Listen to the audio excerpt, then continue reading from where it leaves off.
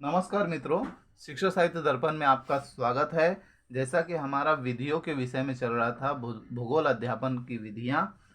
और पहले के वीडियोस में मैंने काफ़ी सारे मेथड बता दिए हैं। अब विभिन्न स्तर पर इन विधियों को कैसे उपयुक्त करेंगे उन्हें एक बार देख लेते हैं। विभिन्न स्तर पर उपयुक्त अध्यापन विधियां मतलब प्राइमरी में क्या क्या पढ़ाना है, प्री प्राइमरी में क्या पढ़ाना है और सेकेंडरी में लेवल पर क्या पढ़ाना है। लेवल के हिसाब से विधियों का कैसे उपयोग करेंगे उसके विषय में आज थोड़ा संक्षिप्त में जान लेते हैं। 5 नंबर की टिप्पणी पूछा जाता है, देख लेते हैं दोस्तों। पूर्व प्राथमिक स्तर मतलब प्राथमिक से भी पहले, इस स्तर पर चूंकि औपचारिक रूप से भूगोल विषय का अध्यापन नहीं किया जा सकता है, अतः अध्यापन के लिए चयनित विधियां भी अनौपचारिक ही होती हैं। अधिगम की विधियां इस स्तर पर अधिक व्यापक रूप से प्रयोग में लाई जाती हैं।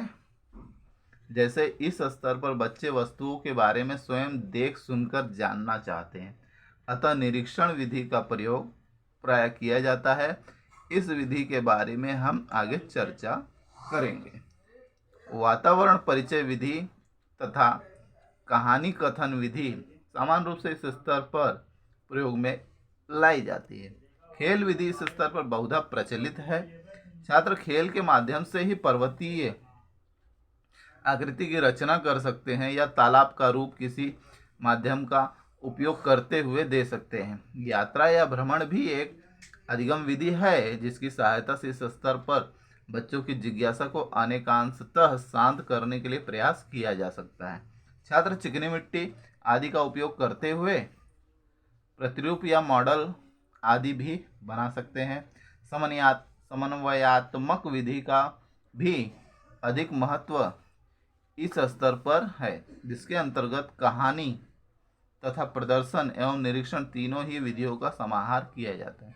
छात्रों को अनेकानेक चित्र, छायाचित्र आदि दिखाते हुए यदि कहानी सुनाई जाती है या फिर उन्हें खेलने के लिए कुछ सामग्री देते हुए, जैसे एस्किमो बालक के शीतगृह इग्लू या ग्रीष्मावकाश समरचूम आदि के प्रतिरूप, यदि निरीक्षण विधि का प्रयोग किया जाता है तो कम समय में बच्चे अनेक भौगोलिक तथ्यों के बारे में रोचक जानकारियां न केवल प्राप्त कर लेते हैं बल्कि उन्हें वह सरलतापूर्वक याद भी कर लेते हैं।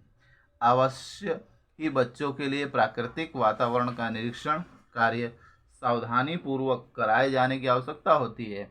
नदी के किनारे ले जाकर नदी के बारे में बताना, झरने के पास ले जाकर झरना क्या है समझाना, पार्क में जाकर फूल तथा वनस्पतियों से परिचित कराना ही इन बच्चों के लिए भूगोल की उचित शिक्षा हो सकती है। आयोजन एवं दायित्व तो इसके लिए लेना ही होगा, व्यय एवं साधन की भी व्यवस्था करनी होगी। अब प्राइमरी लेवल पे क्या पढ़ाना है, कैसे पढ़ाना है, किस विधि से पढ़ाना है। इस स्तर पर बच्चे घर से विद्यालय आते समय या अन्यत्र कहीं भी रास्ते में जिन प्राकृतिक वस्तुओं को देखते हैं या जिन मानव निर्मित रचनाओं का निरीक्षण करते हैं, वे उनके बारे में जानकारी प्राप्त करने के लिए उत्सुक होते हैं। इस स्तर पर उनके संग्रह करने की रुचि बढ़ती है। मूलतः इसके लिए बाल सुलभ कौतूहल ही कार्य करता है। भूगोल अध्यापन के माध्यम से इस कौतूहल को इस स्तर पर शांत करने के प्रयास किया जाता है। अतः निरीक्षण तथा भ्रमणात्मक विधियों के साथ ही इस स्तर पर प्रदर्शनात्मक विधि का प्रयोग करते हुए दूसरे प्रांत में रहने वाले बालकों के जीवन के परिचय, वेशभूषा, भाषा आदि से परिचय कराने के लिए प्रयास तो किया जा सकता है। साथ ही बच्चों को गांव, विद्यालय, घर तथा कृषि क्षेत्रों के मानचित्र भी प्रयोगात्मक विधि से की सहायता से तैयार करने के लिए निर्देशित किया जा सकता है। कहानी कथन एवं वर्णनात्मक विधियों का व्यापक प्रयोग इस स्तर पर किया जा सकता है। कक्षा 5 के लिए तो छात्र वितरण मानचित्र भी जिला स्तर पर बना सकते हैं और जलवायु संबंधी आरेख या आलेख चित्र आदि भी ठीक से समझ और बना सकते हैं। इस स्तर पर इसलिए स्थानीय भूगोल विधि का ही अधिक सार्थक उपयोग किया जाता है। नमूना संग्रह के बारे में जानकारी इस स्तर पर देते हुए छात्रों को विविध भौगोलिक चित्र, छायाचित्र, फसल, मिट्टी के नमूने, डाक टिकट, धूप घड़ी आदि अनेक आकर्षक वस्तुओं को एकत्रित करने के लिए प्रोत्साहित किया जा सकता है। भौगोलिक पारिभाषिक शब्दों को स्पष्ट करने के लिए कभी कभी आगमन एवं निगमन विधि का प्रयोग भी इस स्तर पर किया जा सकता है। उनमें कल्पना एवं सृजनशीलता को जागृत करने के लिए यदि इस स्तर से ही प्रयास भूगोल शिक्षण के माध्यम से किया जाता है तो आगे चलकर बच्चों में निहित प्रतिभा का उन्मेष हो जाता है या हो पाता है। कल्पना को दृष्टांत एवं शब्द चित्रों के साथ प्रतिरूप या नमूना दिखाते हुए जहां विकसित करने के लिए प्रयास किया जा सकता है, वहीं साथ ही साथ सृजनात्मक चिंतन को बढ़ाने के लिए अवसारी चिंतन के लिए छात्रों को प्रोत्साहित करने की आवश्यकता होती है, जो सामान्य स्थिति में नहीं होती। वह बात अगर होने लगती है तो उसका परिणाम हो सकता है कि जैसे यदि किसी दिन सूर्योदय न हो और किसी वर्ष में गर्मी के बाद वर्षा का मौसम न आए तो प्राय नहीं होता है। इस तरह का चिंतन ही रचनात्मक शक्ति को विकसित करने के लिए आवश्यक है। जिन भौगोलिक घटनाओं को छात्र नित्य या नियमित रूप से घटित होते हुए देखता है, उनमें से ऐसी स्थिति का चयन किया जा सकता है। चित्रांकन या विवरण लेखन उन भौगोलिक दृश्यों या घटनाओं का भी उपयोग इस उद्देश्य में किया जाता है। माध्यमिक स्तर, सेकेंडरी लेवल, इस स्तर पर भी वर्णनात्मक विधि का प्रयोग तो किया ही जाता है, जिसमें प्राध्यापक के द्वारा भौगोलिक तथ्यों का सजीव विवरण रोचक ढंग से दृष्टांत सहित प्रस्तुत किया जाता है।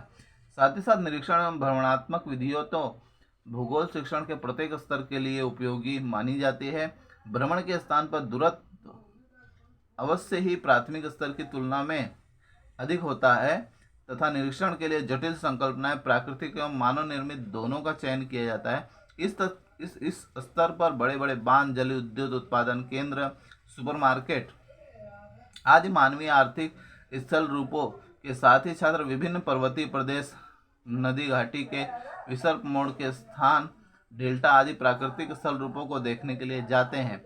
यात्रा विधि एक दिन से बढ़ाकर एक सप्ताह तक करना उचित है। भ्रमण संबंधी विवरण को लिखने और प्रतिवेदन के रूप में उसे प्रस्तुत करने के लिए प्रयास करवाना भी इस स्तर पर जरूरी होता है। तो दोस्तों, आज हमने पूर्व प्राथमिक स्तर पे किस विधि से पढ़ाना चाहिए, प्राथमिक स्तर पर किस विधि से पढ़ाना चाहिए और माध्यमिक स्तर पर किस विधि से पढ़ाना चाहिए और किस विधियों का उपयोग किया जा सकता है, इस विषय में आज हमने संक्षिप्त में चर्चा की। ये तीन स्तर की विधियां हैं: पूर्व प्राथमिक स्तर और माध्यमिक स्तर। और उच्च माध्यमिक स्तर में ज़्यादातर जो है कॉन्सेंट्रिक मेथड और लेक्चर कम डेमोन्स्ट्रेशन मेथड और व्याख्यान का अधिक उपयोग किया जाता है। और तो दोस्तों, आशा है आप लोगों को मेरा ये प्रयास पसंद आया होगा।